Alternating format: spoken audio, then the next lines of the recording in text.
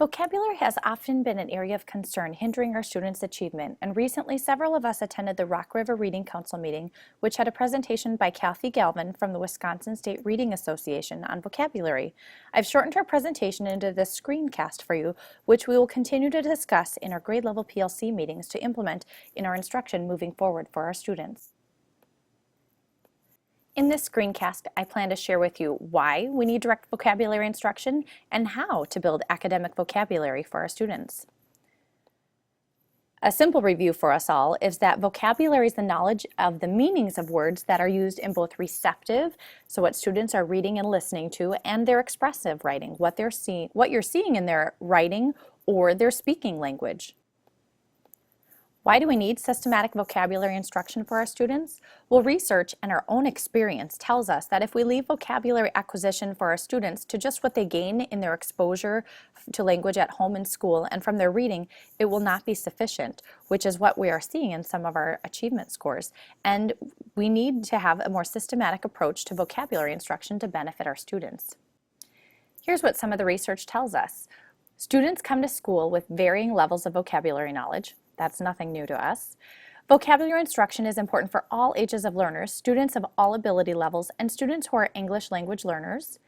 Students with disabilities often need direct and explicit vocabulary instruction and struggle independently learning the meaning of unknown words. And vocabulary acquisition is not developmental or something that can be mastered. It is developed over a lifetime.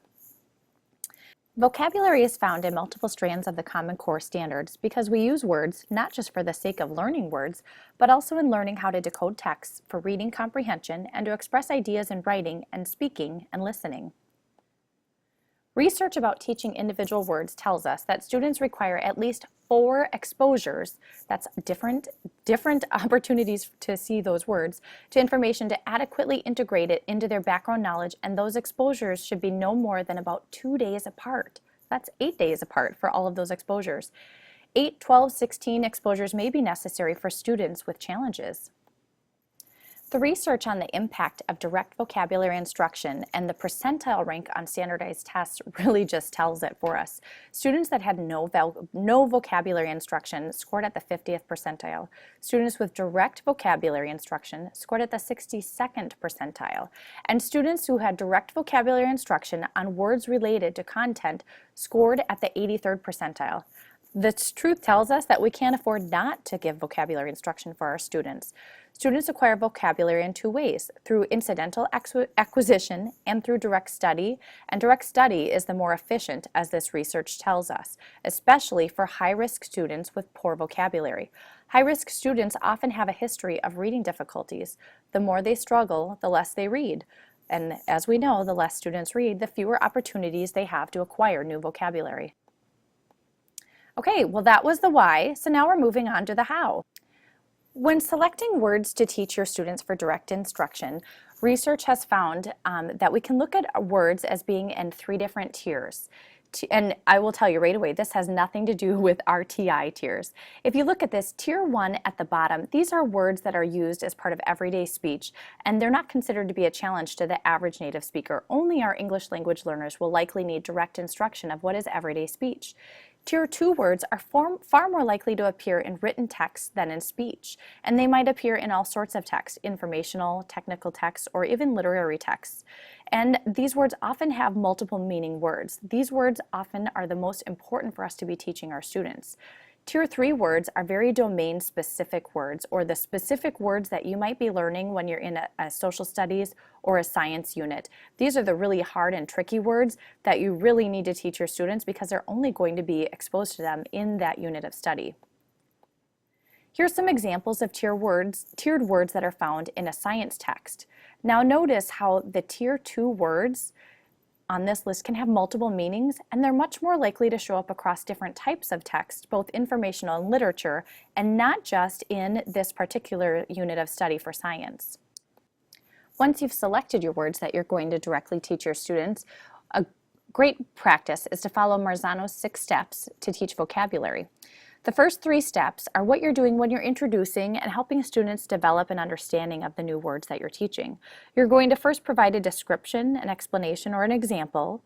You're going to give students an opportunity to restate it in their own words. And then third, you're going to let them draw a picture or some sort of a symbol to represent that word. Then, remember our research tells us that students need multiple exposures. You're going to have 3 additional steps as you come back to those words to help them shape and sharpen their understanding of those new vocabulary words to get them into their long-term memory. You can engage students periodically in activities to add knowledge of those terms so they can go back and add what they didn't know before about the word. Give them opportunities to periodically discuss and play games together with them that allow them to play with those terms. All right, so I want to give you some more examples of what this looks like in practice. When you're first introducing a word, you're going to want to provide a description, an explanation, or example of the new term. Looking up words in a dictionary is not useful for teaching vocabulary. You're going to want to provide a context for the term and introduce direct experiences that provide students with examples. Maybe you'll tell a story. Maybe you'll use a video to show the students what this vocabulary term looks like. Give them opportunities to investigate somehow, or maybe even put on a skit to learn about the word. Something else that's really important is to make sure that you pronounce the word for the students, not just that they're reading that word. So I want to try this with you right now. Pretend that you're students in a class learning a brand new word. And the word is pandiculate. Don't laugh, that's a real word, pandiculate. Now, if you were students in my class, you might have a form like this or a note card or even just a place in your notebook or maybe even on your iPad where I would want you to write the word pandiculate. And I'm going to tell you that pandiculate is a verb. It's something that you do. To pandiculate is to do a full body stretch. People and animals pandiculate when they yawn. Yesterday, after I took a really long nap, I pandiculated. When I stood up, I just had this sudden involuntary urge to pandiculate before I could even start walking. Doctors say that pandiculation is good for the muscles, bones, and the brain. Are you getting a good understanding of what pandiculate means? Here's some visuals to go with that to help you understand what pandiculate means. All right, step 2 is that students restate it in their own words. Remember, we're not going to have students look this up in the dictionary. I want you to think now of pandiculate. Can you use it in a sentence? Can you use it in your own words?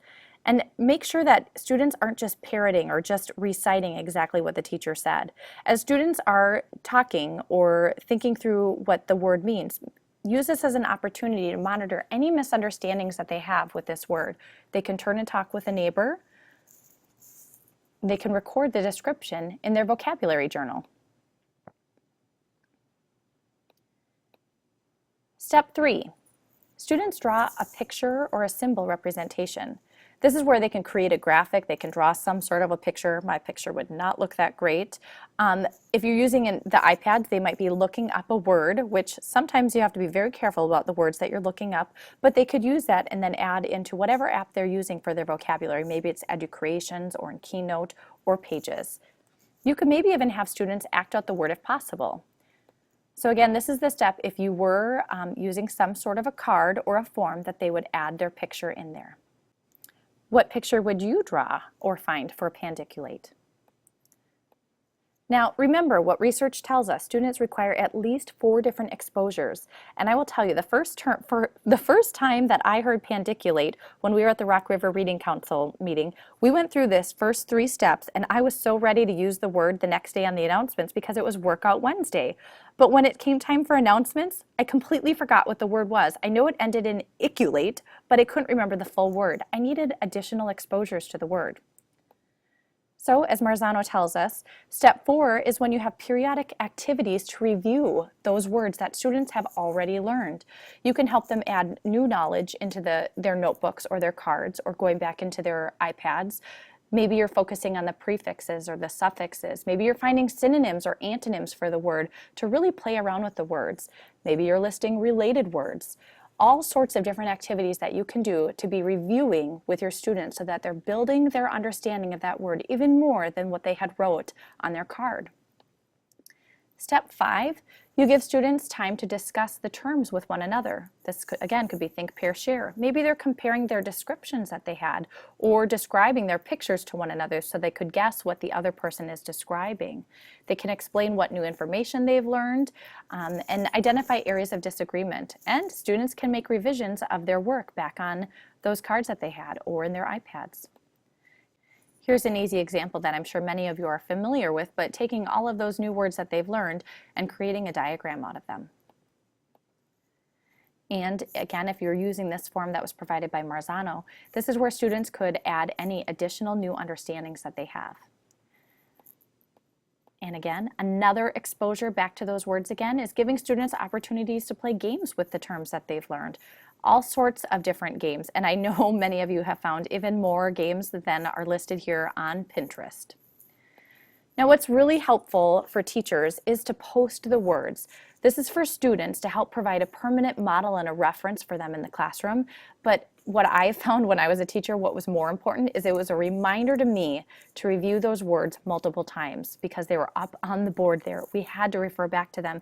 And it's really easy for, if you have 5 minutes here or there for some filler activity, just use the words up on the board and come up with some quick review activities for your students. So what's next for us?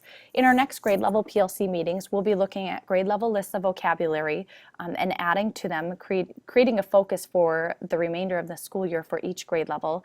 And we're going to start teaching these words to our students. We're going to be reviewing the words, and then when we come back together in grade level meetings, we'll share ideas with our colleagues, talk about what's working and what's not working. All right, I look forward to our discussions with you on Wednesday. Thanks for listening.